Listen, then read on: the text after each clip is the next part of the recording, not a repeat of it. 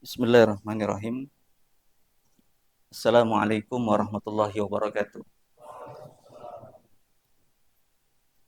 Alhamdulillahi wa kafa, asyhadu an la ilaha illallah wahdahu la syarikalah, wa asyhadu anna Muhammadan abduhu wa rasuluhu alladzi la nabiyya ba'da. Allahumma salli ala sayyidina wa maulana wa habibina Muhammadin sallallahu alaihi wasallam wa ala alihi wa ashabihi wa man tabi'ahum bi ihsanin ila yaumiddin, amma ba'd. Hadirin jamaah sekalian, alhamdulillah pada siang hari ini pertemuan pertama di bulan suci Ramadan kita mengisi dengan kajian pesona dari Sirah Nabawiyah. Dan untuk sesi ini saya cuma ingin angkat satu bahagian juga yang tak terpisahkan dalam sirah itu adalah mengenal para sahabat. Mengenal para sahabat. Ya. Karena kita tidak mungkin terpisahkan dari satu mata rantai generasi yang pernah membersamai Nabi dalam hari-hari beliau menjalani tugas-tugas kenabian. Nah, kenapa kita perlu berinteraksi dengan generasi sahabat? Karena kita tidak mungkin melepaskan diri dari mereka dalam hal kita beragama. Nah, sebagai ungkapan dalil urgensi dari kita mengenal para sahabat ini adalah satu hadis Nabi Shallallahu Alaihi Wasallam dari Abu Hurairah, khairun nasi qarni, summal ladzina yalunahum, summal ladzina yalunahum.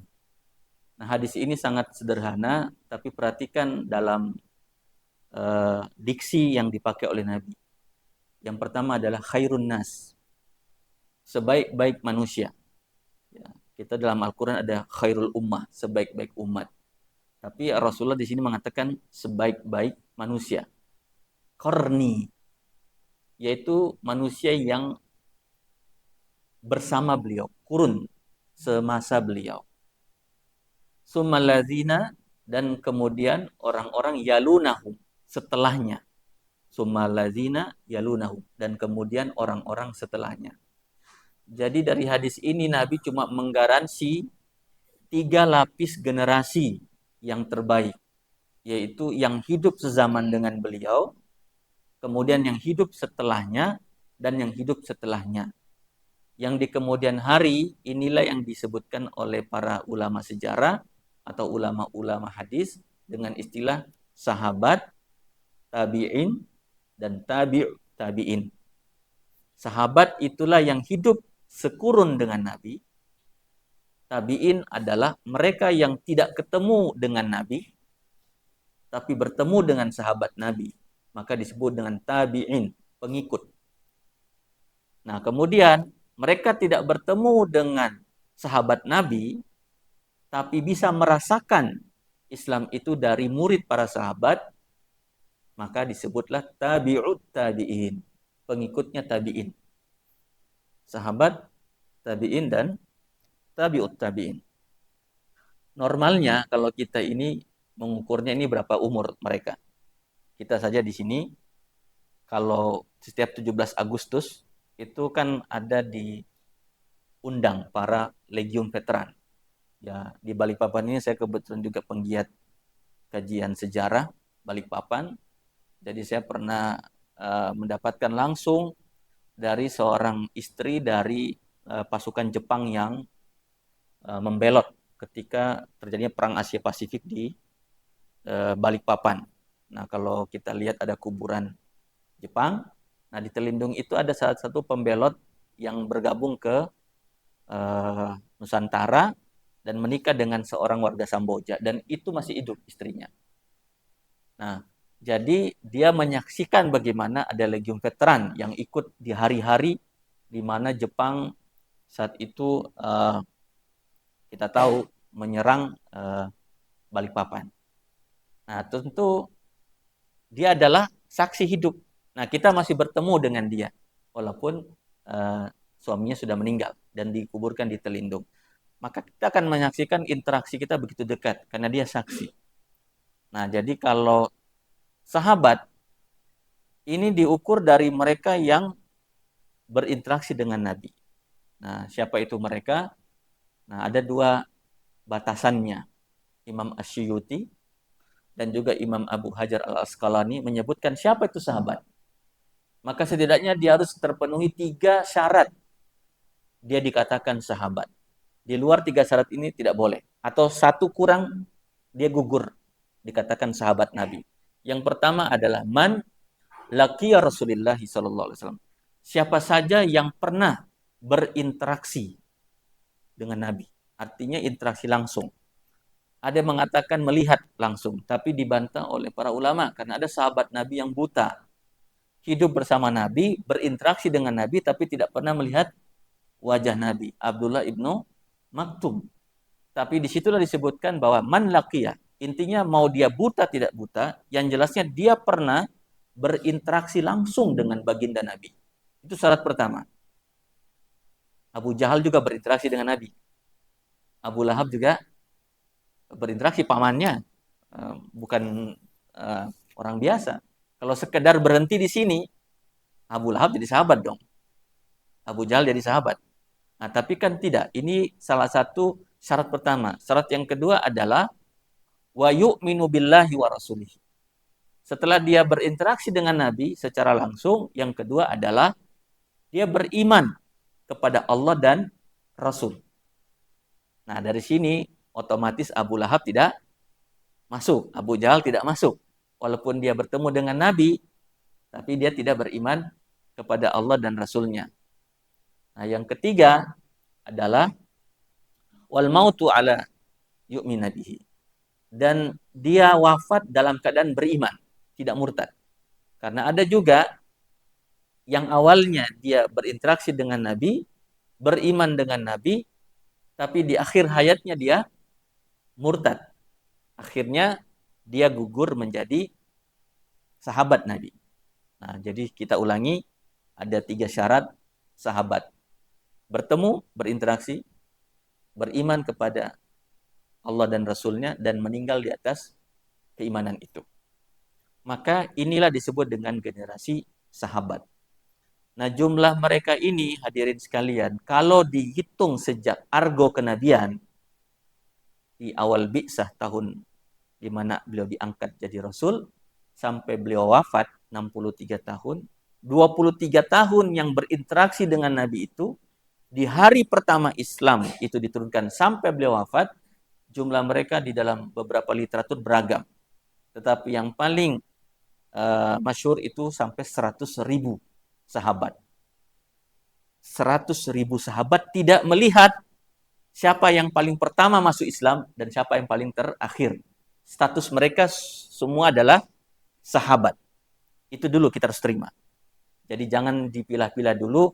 Tentu tidak sama antara yang masuk di hari pertama dengan di hari akhir. Tapi mereka inilah yang Rasulullah katakan khairun nasi qarni.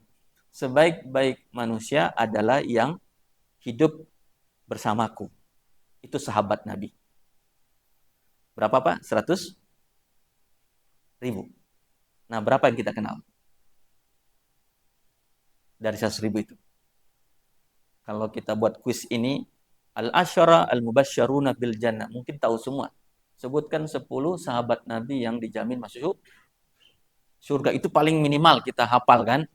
Ya jelasnya sudah khatam itu 4 pasti. Apalagi kalau tarawih ini kita selalu ada salawat ya. Abu Bakar, Umar, Utsman, dan Ali itu sudah, tinggal 6-nya. Saya kalau buat kuis di sini saya bawa hadiah ini, saya yakin dapat semua ini. Siapa 6 orang itu yang dijamin surga, tinggal dicari tahu. Ini 100.000. Mereka ini adalah manusia yang berinteraksi dengan Nabi, yang melihat Nabi, mendengarkan telinga mereka ini sabda Nabi. Itulah telinga-telinga terbaik. Itulah mata-mata terbaik. Yang mereka langsung disemai, dididik oleh sebaik-baik manusia di kolong langit ini. Manusia yang terbaik. Itulah permadani pertama, sahabat-sahabat kita yang mulia itu. Cuma hadirin sekalian, kita berharap Rasulullah ini alaihissalatu wassalam yang telah mendudukan mereka-mereka pada tingkat yang luar biasa, yaitu yang paling terbaik, yaitu yang hidup sezaman dengan beliau. Nah, summalladzina yalunahum. Kemudian yang hidup setelah zamannya. Nah, otomatis Rasul sahabat. Pokoknya siapa yang berinteraksi. Kan meninggal, pasti ada yang terakhir meninggal. Pokoknya yang paling terakhir meninggal itulah selama ada yang berinteraksi bertemu dengan sahabat, tapi dia tidak pernah bertemu dengan Rasul, jatuhnya tabi'in. Jatuhnya tabi'in. Kenapa? Sahabat Nabi sudah meninggal nih. Nabi meninggal, maka argo tabi'in dimulai. Nabi wafat 63 tahun, maka orang dari Makkah datang ke Madinah, dari Yaman, dari Baghdad, mereka berilmu ke Madinah, walaupun hidupnya mungkin dia lahirnya 20 tahun yang lalu setelah Rasul ada, tapi karena tidak pernah berinteraksi dengan Nabi, dia datang ke Madinah. Tapi tidak bertemu dengan Nabi, sudah tidak ada, cuma ada kuburannya. Tapi di Masjid Nabawi, di situ saf-safnya dihuni oleh manusia terbaik kedua, yaitu sahabat. Mereka masih ada Umar, Abu Bakar, Utsman, masih ada sahabat-sahabat yang mereka adalah permadani pertama. Nah, mereka datang bertemu, tidak melihat Nabi, tapi menyaksikan muridnya Nabi. Itulah tabi'in. Nah, siapa sahabat yang terakhir meninggal? Jadi selama saya mempelajari literatur sirah, saya mencari tahu itu. Karena ada 2 perang ya, terus terang yang terjadi, dan itu di luar dugaan kita, dan kita harus terima sebagai sebuah fakta bahwa di bawah tahun 40 Hijriah itu, terutama tahun jamaah, tahun berjamaah itu tahun 40, di mana kubunya Muawiyah bin Abu Sufyan dan anak kandung dari Imam Ali bin Abi Thalib setelah berseteru ya, kemudian mengundurkan diri, ada perang 2. Yang pertama perang Jamal, yang kedua perang Siffin. Ini 2 perang, ini perang pertama di mana kaum muslimin berhadap-hadapan, Pak. Di sini angkat senjata, di sana angkat senjata. Di sini bilang Allahu Akbar, di situ bilang Allahu Akbar. Di sini angkat Al-Quran, di sini angkat Quran. Di sini ada sahabat, di sini ada sahabat. Kalau Bapak ada di situ, mau pilih siapa? Ibunda Aisyah radhiyallahu anha adalah istri Nabi. Ali bin Abi Thalib adalah sepupu dan menantu Nabi. Dijamin surga, dijamin masuk surga. Perang. Bapak browsing berapa yang gugur sahabat di situ. Saya ketika membaca pertama kali menangis karena nggak bayangkan dulu mereka satu saf di belakang Rasulullah, kini berhadap-hadapan dan atas fitnah akhirnya terjadilah perang Siffin itu. Saya tidak ingin panjang lebar, tapi jelasnya di situ ada ribuan sahabat meninggal. Bukan karena pilpres ini, Pak. Kalau pilpres itu mah. Tapi ini coba bayangkan. Allahu Akbar nih. Quran. Kurang apa coba? Istri Nabi, kemenakan Nabi. Sepupu Nabi. Menantu Nabi. Tidak serang lagi ada perang Siffin namanya. Muawiyah bin Abu Sufyan, gubernur Syam sejak zaman Khalifah Abu Bakar, Umar, Utsman. Nggak pernah dicopot itu. Ya, nggak pernah dicopot. Dan beliau adalah keluarga langsung Utsman bin Affan ketika dibunuh oleh persengkongkolan dari komunitas Basrah dan Afrika, membunuh beliau di rumahnya, maka spontan para pembunuh yang mengepung Utsman itu membaiat Ali. Nah, kata Muawiyah, nggak malu, khalifah dilantik, darahnya Utsman, nggak ditahu pembunuhnya. Bukankah darah dibayar darah? Maka kami tidak akan pernah membayar engkau, hai Ali, sebelum kau tegakkan hukum eksekusi para pembunuh Utsman. Tapi pembunuh Utsman ribuan. Pembunuh ini setelah dia bunuh, dia ambil bayat tadi, seolah-olah Ali di belakang itu. Ini fitnah luar biasa. Dan perang itu terjadi, perang Siffin. Ribuan sahabat gugur di tahun 50-an itu. Hampir kurang lebih 38.000 sahabat meninggal. Terbunuh dalam perang 2 itu. Sehingga ada sahabat yang balik badan. Udahlah, nggak mau ikut politik, nggak mau ikut kubunya ini. Akhirnya kayak Bilal bin Rabah. Itu tadinya di pasukannya Ali, itu angkat tangan. Nggak mau kayak gini. Di sana muslim, di sini muslim. Itu fitnah. Yang saya ingin sampaikan adalah sahabat-sahabat yang akhirnya hidupnya itu paling akhir. Nah, kalau dalam sejarah itu ada 4 sahabat yang hidupnya paling akhir. Jadi meninggal paling akhir itu tahun 104 Hijriah. Berarti Rasulullah kan wafatnya tahun 10 Hijriah. Ini sahabat terakhir yang hidup. Itu namanya Abu Tufail Amir bin Wasilah. Tinggalnya di Makkah. Yang kedua ada sahabat Anas bin Malik. Yang tidak lain adalah pembantu Nabi. Nah, 4 sahabat yang meninggal 4 ini, Sahal bin Abu Sahal juga meninggal itu masih ada tabi'in yang berkenalan, oh ini muridnya, oh ini sahabat Nabi, oh pembantunya Nabi. Mereka mengambil ilmu di situ, maka tabi'in. Jadi ketika mereka ini meninggal, habislah periode sahabat. Jadi bayangkan, sahabat banyak hilang, banyak ilmu yang hilang, akhirnya sahabat-sahabat utama. Kalau Anas bin Malik itu kan sejak menjadi khadim, pelayan Nabi, mengurus Nabi, ya namanya jadi pembantu Nabi kan sayang, sudah dekat dengan Nabi, tidak minta doa kan. Beliau mengatakan, ya Rasulullah, doakan aku ya Rasulullah. Apa yang kau minta? Doakan aku apa yang aku butuhkan. Rasulullah mengatakan, semoga Allah panjangkan umurmu. Yang kedua, luaskan kebunmu. Yang ketiga, banyakkan anakmu. Ini doanya beliau kepada Anas bin Malik. Dan walhasil umurnya panjang. Meninggal tahun 93 Hijriah. Jadi tahun 93 Hijriah beliau meninggal. Jadi sudah bukan lagi zamannya khalifah. Tapi sudah masuk eranya dinasti Muawiyah saat itu. Yang kedua, kebunnya banyak sekali karena beliau akhirnya hidupnya bukan di Madinah dan di Mekah. Yang ketiga, anaknya setahu saya itu ada 80-an. Anaknya Anas bin Malik. Ya, saya dulu di Makassar pernah berziarah ke salah satu seorang guru di Goa. Anaknya itu 14. Jadi waktu kami ziarah itu datang ke rumahnya di pondok, karena banyak anaknya. Saya bilang, Ustadz, kalau itu anak yang keberapa? Dia bingung. Nah, sini, kamu anak keberapa? Ke-8 gitu. Saking banyaknya lupa nih itu anak keberapa gitu. Anaknya, kamu anak berapa? 8. Bapaknya sendiri lupa itu anak ke-8 gitu. Nah, bagaimana Anas bin Malik 80 anaknya? Nah, tapi jangan ditanya dari istri keberapa ya. Sudah jelas tidak mungkin satu.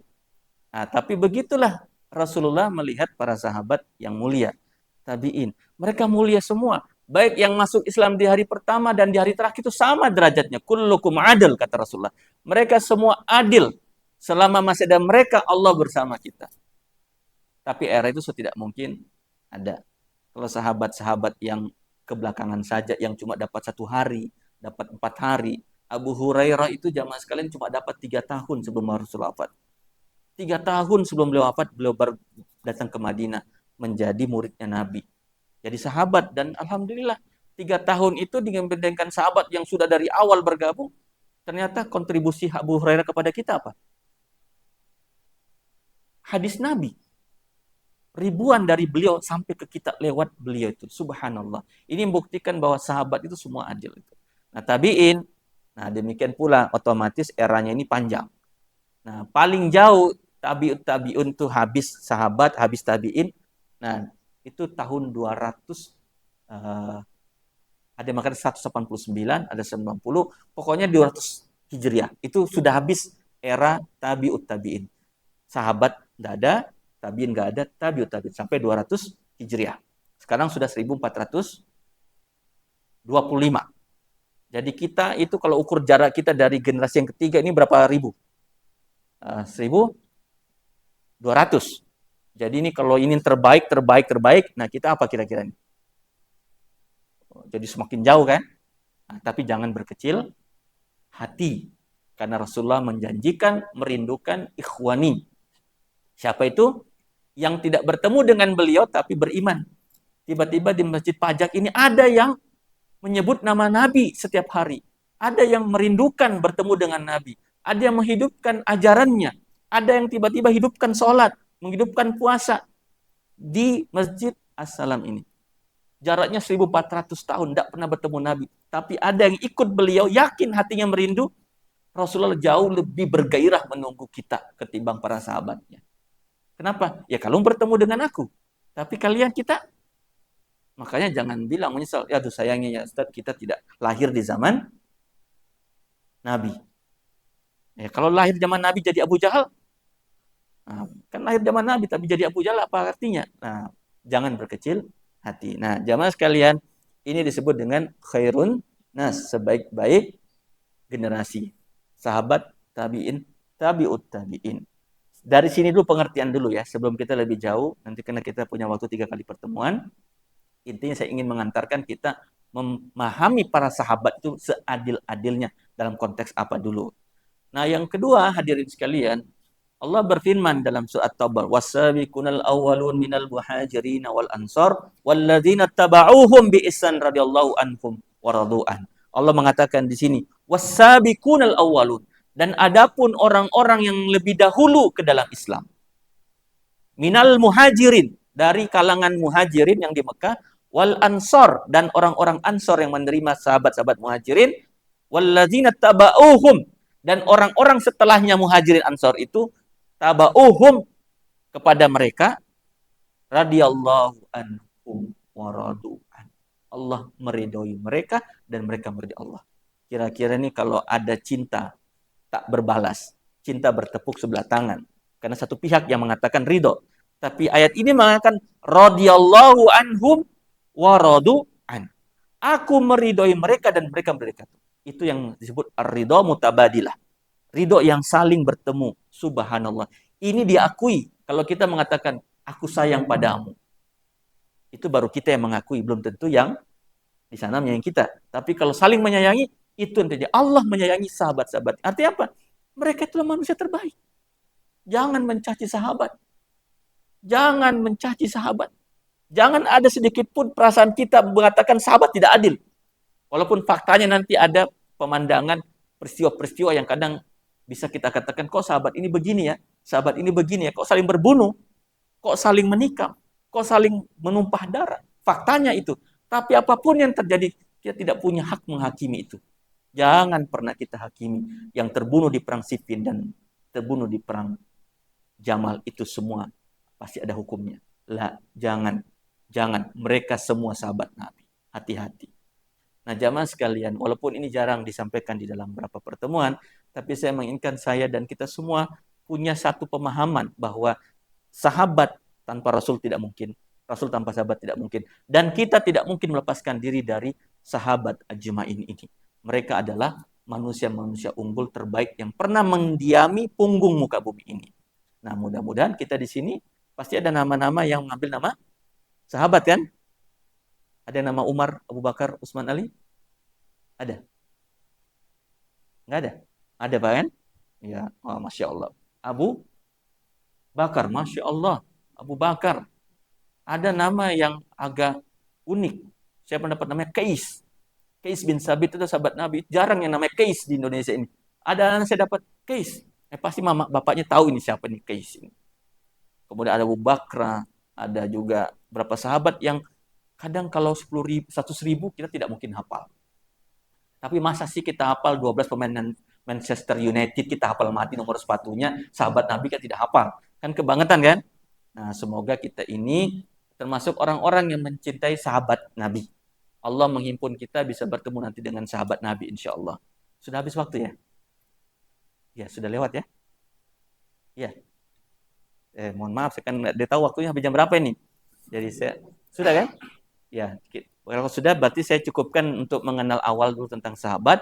Nanti kita akan sambung pada keutamaan-keutamaan sahabat yang Rasulullah langsung sampaikan. Ya supaya kita juga, oh ternyata Rasulullah itu memang memuliakan para sahabat, ada alasannya. Mudah-mudahan ada manfaatnya untuk kita semua mengisi kajian zuhur kita siang ini. Lebih dan kurangnya mohon dimaafkan. Hadallahu wa iyyakum ajmain. Subhanakallahumma wa bihamdika asyhadu an la ilaha illa anta astaghfiruka wa atubu ilaik. Assalamualaikum warahmatullahi wabarakatuh.